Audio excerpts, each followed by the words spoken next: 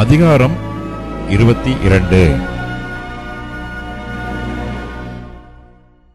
பஸ்கா என்னப்பட்ட புளிப்பில்லாத அப்ப பண்டிகை சமீபமாயிற்று. அப்பொழுது பிரதான ஆசாரியரும் வேத பாரகரும் அவரை கொலை செய்யும்படி யோசித்து ஜனங்களுக்கு பயப்பட்டபடியினால் எவ்விதமாய் அப்படி செய்யலாம் என்று வகை தேடினார்கள். அப்பொழுது 12 ஒருவனாகிய ஸ்காரியோத் என்னும் மறுபேர் கொண்ட யூதாசுக்குள் சாத்தான் புகுந்தான். அவன் பிரதான ஆசாரியர்களிடத்திலும் சேனை தலைவர்களிடத்திலும் போய் அவரை காட்டிக் கொடுக்கும் வகையை குறித்து அவர்களுடைய ஆலோசனை பண்ணினான். அவர்கள் சந்தோஷப்பட்டு அவனுக்கு பணம் கொடுக்க உடன்பட்டார்கள். அதற்கு அவன் சம்மதித்து ஜனக்கூட்டமில்லாத வேளையில் அவரை அவர்களுக்கு காட்டிக் கொடுக்கும்படி சமயம் தேடினான். பஸ்காவை பலியிட வேண்டிய புளிப்பில்லாத அப்ப பண்டிகை நாள் வந்தது.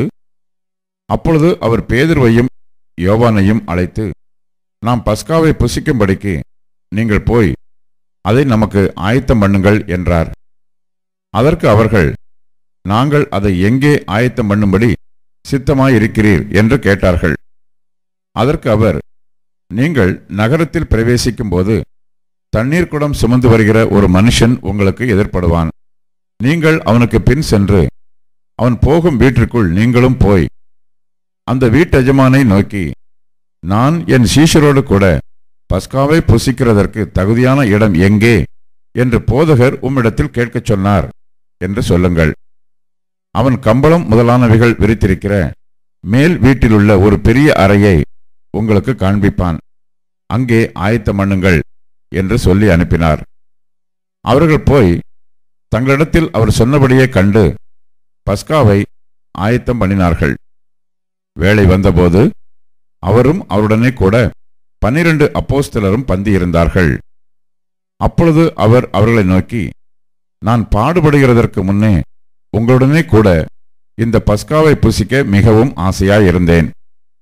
தேவனுடைய ராஜ்யத்திலே இது நிறைவேறும் அளவும் நான் இனி இதை புசிப்பதில்லை என்று உங்களுக்கு சொல்லுகிறேன் என்று சொல்லி அவர் பாத்திரத்தை எடுத்து ஸ்தோத்திரம் பண்ணி, நீங்கள் இதை வாங்கி உங்களுக்குள்ளே பங்கிட்டுக் கொள்ளுங்கள்.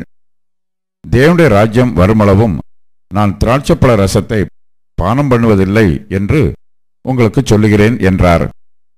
பின்பு அவர் அப்பத்தை எடுத்து ஸ்தோத்திரம் பண்ணி அதை பிட்டு அவர்களுக்கு கொடுத்து, இது உங்களுக்காக கொடுக்கப்படுகிற என்னுடைய சரீரமாயிருக்கிறது. என்னை நினைவு கூறும்படி இதை செய்யுங்கள் என்றார். போஜனம் பண்ணின பின்பு அவர் அந்தப்படியே பாத்திரத்தையும் கொடுத்து, இந்த பாத்திரம் உங்களுக்காக சிந்தப்படுகிற என்னுடைய இரத்தத்தினாலாகிய புதிய உடன்படிக்கையாய் இருக்கிறது என்றார். பின்பு, இதோ என்னை காட்டிக் கொடுக்கிறவனுடைய கை என்னுடனே கூட பந்தியில் இருக்கிறது. தீர்மானிக்கப்பட்டபடியே மனுஷகுமாரன் போகிறார். ஆனாலும் அவரை காட்டிக் கொடுக்கிற மனுஷனுக்கு ஐயோ என்றார். அப்பொழுது அவர்கள், நம்மில் யார் அப்படி செய்வான் என்று தங்களுக்குள்ளே விசாரிக்கத் தொடங்கினார்கள். அன்றியும் தங்களில் எவன் பெரியவனாயிருப்பான் என்று அவர்களுக்குள்ளே வாக்குவாதம் உண்டாயிற்று. அவர் அவர்களை நோக்கி, புறஜாதியாரின் ராஜாக்கள் அவர்களை ஆளுகிறார்கள். அவர்கள் மேல் அதிகாரம் செலுத்துகிறவர்களும் உபகாரிகள் எண்ணப்படுகிறார்கள். உங்களுக்குள்ளே அப்படி இருக்கக்கூடாது. உங்களில் பெரியவன் சிறியவனைப் போலவும் தலைவன் பணிவிடைக்காரனைப் போலவும் இருக்க கடவன். பந்தி இருக்கிறவனோ பணிவிடை செய்கிறவனோ எவன் பெரியவன்? பந்தி இருக்கிறவன் அல்லவா? அப்படி இருந்தும் நான் உங்கள் நடுவிலே பணிவிடைக்காரனைப் போல் இருக்கிறேன். மேலும் எனக்கு நேரிட்ட சோதனைகளில் என்னோட கூட நிலைத்திருந்தவர்கள் நீங்களே. ஆகையால் என் பிதா எனக்கு ஒரு ராஜ்யத்தை ஏற்படுத்தினது போல நானும் உங்களுக்கு ஏற்படுத்துகிறேன். நீங்கள் என் ராஜ்யத்திலே என் பந்தியில் போஜனபானம் பண்ணி இஸ்ரவேலின் 12 கோத்திரங்களையும் நியாயம் தீர்க்கிறவர்களாய் சிங்காசனங்களின் மேல் உட்காருவீர்கள் என்றார். பின்னும் கர்த்தர், சீமோனே, சீமோனே, இதோ கோதுமையை சுளகினால் புடைக்கிறது போல சாத்தான் உங்களை புடைக்கிறதற்கு உத்தரவு கேட்டுக்கொண்டான். நானோ உன் விசுவாசம் ஒளிந்து போகாதபடிக்கு உனக்காக வேண்டிக் கொண்டேன். நீ குணப்பட்ட பின்பு உன் சகோதரரை ஸ்திரப்படுத்து என்றார். அதற்கு அவன், ஆண்டவரே, காவலிலும் சாவிலும் உம்மை பின்பற்றி வர ஆயத்தமாயிருக்கிறேன் என்றான். அவர் அவனை நோக்கி, பேதுருவே, இன்றைக்கு சேவல் கூவுகிறதற்கு முன்னே நீ என்னை அறிந்திருக்கிறதை 3 தரம் மறுதலிப்பாய் என்று உனக்கு சொல்லுகிறேன் என்றார். பின்னும் அவர் அவர்களை நோக்கி, நான் உங்களை பணப்பையும் சாமான் பையும் பாதரட்சைகளும் இல்லாமல் அனுப்பினபோது ஏதாகிலும் உங்களுக்கு குறைவாய் இருந்ததா என்றார். அவர்கள், ஒன்றும் குறைவாய் இருந்ததில்லை என்றார்கள். அதற்கு அவர், இப்பொழுதோ பணப்பையும் சாமான் பையும் உடையவன் அவைகளை எடுத்துக்கொள்ள கடவன். பட்டயம் இல்லாதவன் தன் வஸ்திரத்தை விற்று ஒன்றை கொள்ள கடவன். அக்கிரமக்காரரில் ஒருவனாக எண்ணப்பட்டார் என்று எழுதியிருக்கிற வாக்கியம் என்னிடத்தில் நிறைவேற வேண்டியதென்று உங்களுக்கு சொல்லுகிறேன். என்னை பற்றிய காரியங்கள் முடிவு பெறும் காலம் வந்திருக்கிறது என்றார். அதற்கு அவர்கள், ஆண்டவரே, இதோ இங்கே 2 பட்டயம் இருக்கிறது என்றார்கள். அவர், போதும் என்றார். பின்பு அவர் புறப்பட்டு வழக்கத்தின்படியே ஒலிவ மலைக்கு போனார். அவருடைய சீஷரும் அவரோட கூட போனார்கள். அவ்விடத்தில் சேர்ந்த பொழுது அவர் அவர்களை நோக்கி, நீங்கள் சோதனைக்குட்படாதபடிக்கு ஜெபம் பண்ணுங்கள் என்று சொல்லி அவர்களை விட்டு கல்லெறி தூரம் அப்புறம் போய் முழங்கால் படியிட்டு, பிதாவே, உமக்கு சித்தமானால் இந்த பாத்திரம் என்னை விட்டு நீங்கும்படி செய்யும்.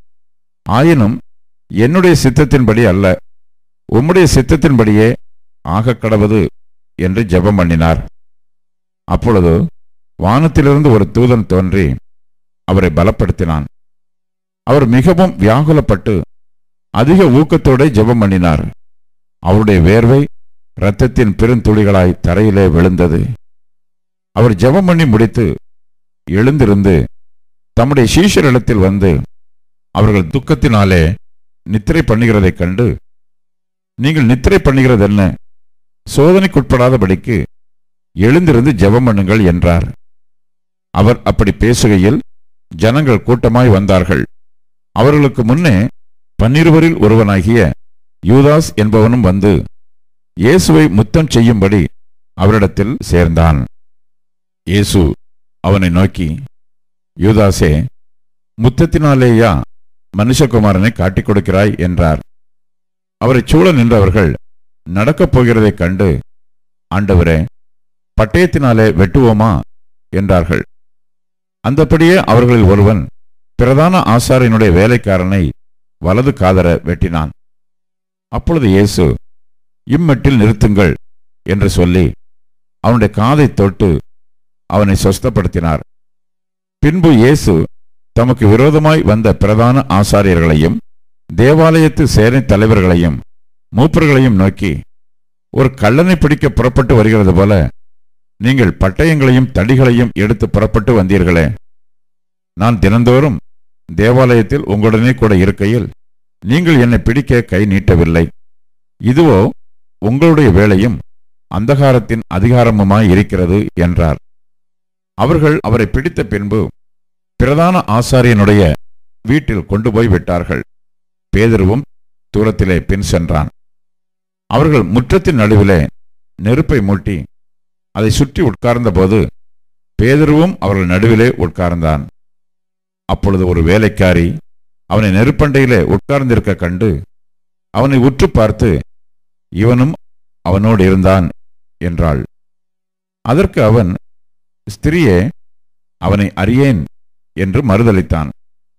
சற்று நேரத்துக்குப் பின்பு வேறொருவன் அவனைக் கண்டு, நீயும் அவர்களில் ஒருவன் என்றான். அதற்கு பேதுரு, மனுஷனே, நான் அல்ல என்றான். ஏறக்குறைய 1 மணி நேரத்துக்குப் பின்பு வேறொருவன் அவனை பார்த்து, மெய்யாகவே இவனும் அவனோடு இருந்தான், இவன் கலிலேயன்தான் என்று சாதித்தான். அதற்கு பேதுரு, மனுஷனே, நீ சொல்லுகிறதை அறியேன் என்றான். அவன் இப்படி சொன்னவுடனே சேவல் கூவிற்று. அப்பொழுது கர்த்தர் திரும்பி பேதுருவை நோக்கி பார்த்தார். சேவல் கூவுகிறதற்கு முன்னே நீ என்னை 3 தரம் மறுதலிப்பாய் என்று கர்த்தர் தன்னிடத்தில் சொன்ன வசனத்தை உடனே பேதுரு நினைவு கூர்ந்து வெளியே போய் மனங்கசந்து அழுதான். இயேசுவை பிடித்து கொண்ட மனுஷர் அவரை பரியாசம் பண்ணி அடித்து அவருடைய கண்களை கட்டி அவருடைய முகத்தில் அறைந்து, உன்னை அடித்தவன் யார்? அதை ஞான திருஷ்டினால் சொல் என்று அவரை கேட்டதுமன்றி மற்றும் அநேக தூஷண வார்த்தைகளையும் அவருக்கு விரோதமாகச் சொன்னார்கள். விடியற்காலமானபோது ஜனத்தின் மூப்பரும் பிரதான ஆசாரியரும் வேத பாரகரும் கூடி வந்து தங்கள் ஆலோசனை சங்கத்தில் அவரை கொண்டு வந்து நிறுத்தி, நீ கிறிஸ்துவா? அதை எங்களுக்கு சொல் என்றார்கள். அதற்கு அவர், நான் உங்களுக்கு சொன்னாலும் நம்ப மாட்டீர்கள். நான் உங்களிடத்தில் வினாவினாலும் எனக்கு மாறுத்தரம் சொல்ல மாட்டீர்கள். என்னை விடுதலை பண்ணவும் மாட்டீர்கள்.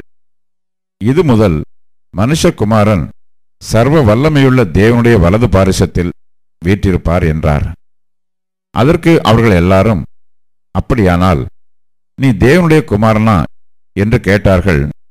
அதற்கு அவர், நீங்கள் சொல்லுகிறபடியே நான் அவர்தான் என்றார்.